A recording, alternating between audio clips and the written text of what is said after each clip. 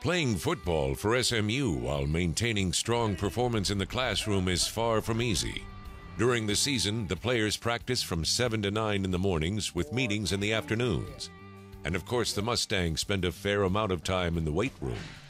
But the true priority of college is not football, but education. Yeah, you guys can go ahead and start. To be a student athlete, it can be very stressful, and that's only if you don't stay on top of your assignments like you need to be, whether that be on the field or off the field. You got to work just as hard at school as you do in practice. So we also have to get 8 hours of study hall each week, so we got to be in there at least 2 hours a day, and that's Sunday through Thursday. So if we can't get in Sunday, we got to do 2 hours every day, Monday through Thursday. With the practice in the morning, they're up at 5 o'clock in the morning. From 9:30 all the way till 12 or 1 o'clock, they have class. Well, it's demanding. I mean, it's obviously, at SMU, a whole lot of students don't have the demands of football to deal with their classes, and you got to be disciplined and you got to be able to allot your time. So the time demands, also the material. This is a prestigious university, and so the courses are taught at a high level. It's SMU, known for its education, so it takes a lot of studying after hours and stuff, and then we got to wake up at 7 a.m. and get up and go to practice, so it's pretty rough. Some guys, especially the guys that live off campus, we here from 5:30 in the morning till sometimes 9 at night, for guys that have study halls. So we here from 5 to 9, and that's our day. We don't get to go home, we don't get to go take a nap. You got to find time to eat, you got to find time to study homework, you got to have time to watch film, you got to have time to lift weights. So you got to do all those things, and a lot of people don't understand that. SMU is dedicated to helping its student athletes succeed in the classroom as well as on the field. The Alt-Schurler Learning Enhancement Center is one of the primary resources that all Mustangs have at their disposal. So basically, we have 5 weeks left. And the first part of being a student athlete is obviously being a student, and here at the LEC, that's something they help us do. We have over 93 tutors. We have a writing center, which is our most utilized resource. Not to mention that we also offer workshops on how to read a textbook. We also offer time management workshops, test-taking skills, even test anxiety. It's really a wide range of services we offer here in the Learning Enhancement Center. And what's great about our facility is it's for all students, so we like to incorporate our student athletes into the rest of the student body population. They can really feel like they're part of SMU and the student side of what that means. We get a lot of help. We got a lot of tutors, advisors. We got study hall hours where we can study with groups. We got office hours with our professors to make sure that we stay on top of our grades. So, we get a lot of help. Who does not have their pre-test well? We have a really, really high student-athlete graduation rate, and particularly with football. We are second in Conference USA right now with graduation rates, which is really a big deal. I think that we do a great job in getting these kids in the classes they need and the support to help them pass these classes and get them the degrees that they choose to major in. June Jones understands the value of an education, and with his staff, he's made it a priority to get his players what they need to keep up with academics. He went out last spring and did some fundraising to try to get basically this new space that we have here on the 3rd floor. He realized it was real important for them to have a better space, and so went and did some fundraising. The president said, absolutely, let's expand the LEC, and here we go, we have the LEC. This is really meant to be a space that's comfortable for them and for them to come and feel like they can be relaxed academically.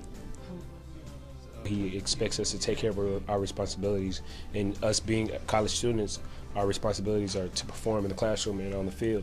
So he's always going to emphasize, going to class and making sure that your assignments are taken care of.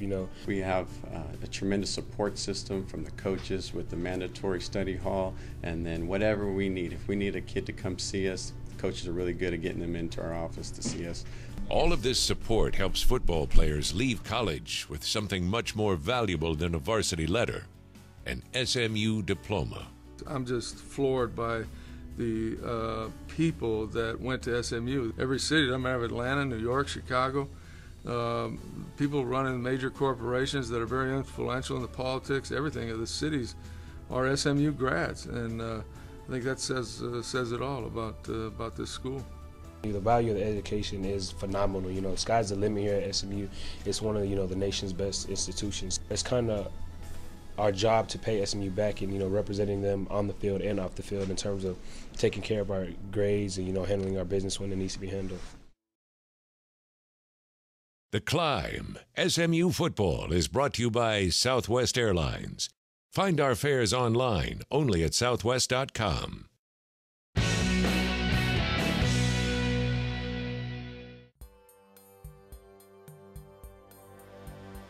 As the Mustangs warm up for the UTEP game, they have much to play for.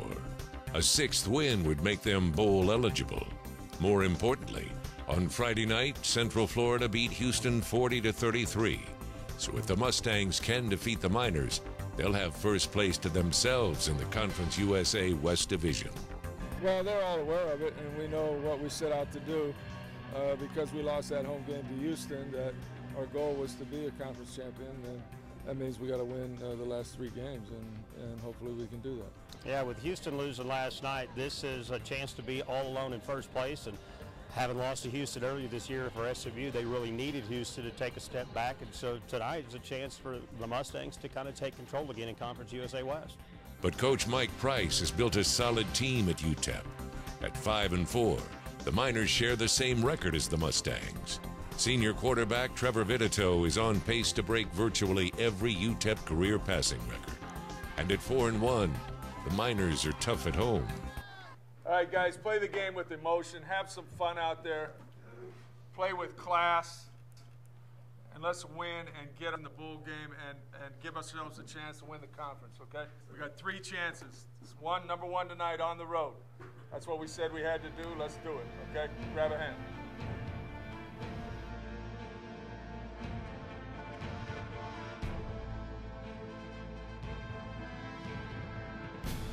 The Mustang defense stuffed UTEP's first drive, leaving the Miners with a 4th and 5 from their own 31. Defense forces a 3 and out on the opening possession. It's a fake. Campbell's running left at the 25-30. 35 has a first down to the UTEP 40-yard line before he is tackled by Robert Mojica and Chris Butler. When you make a big play, you have to capitalize, and the Miners did just that. Mustangs bring a blitz. Vitito throws quickly, left corner of the end zone. This one's going to be caught. Touchdown. Really stole play from SMU's playbook. The back shoulder fade that Aldrich Robinson's made a career out of. On UTEP's next drive, Vitito struck again. Left corner of the end zone, up for the grab. Touchdown UTEP on the final play of the first quarter. Trailing by 2 touchdowns, the Mustangs found themselves pinned on the 1-yard line.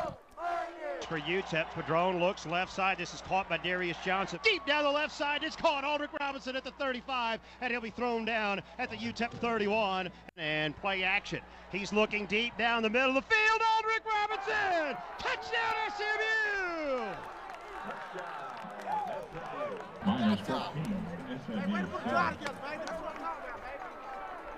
It was great on the front side, great movement on the front side. That's the way to come up with the ball. I know the safety started driving it, but I think initially you can take more angle then. You know what I'm saying? You open up the stop too.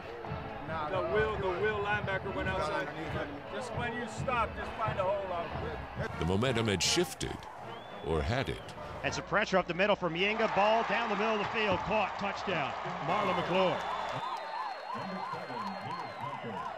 Just calm down and play some ball. Let's go.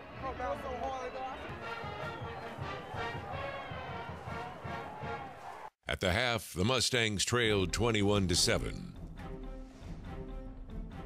All right, guys, no different than last week now. Let's play with intensity. Defense, believe that you can make the play. We should have had 3 picks, I just counted, maybe even more. But I know of 3, but you got to expect to make the play, okay? Play hard, get after them, knock the ball out, get some turnovers, and let's win this thing. The Mustangs had rallied from 2 touchdowns down to beat Tulane last week. Could they do it again? The third quarter started badly for SMU as Zach Line went down with an injury. Winston June's right shoulder and Zach Line's left knee made perfect contact.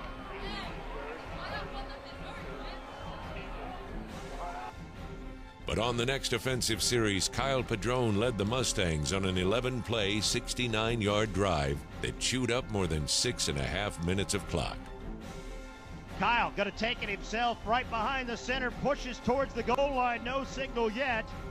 Touchdown! Again, the momentum seemed to have swung the Mustangs' way, but SMU would not find the end zone again. Wide open at the 2-yard line. UTEP running back Leyland Myers scored with 5:25 to go to ice the win, 28-14.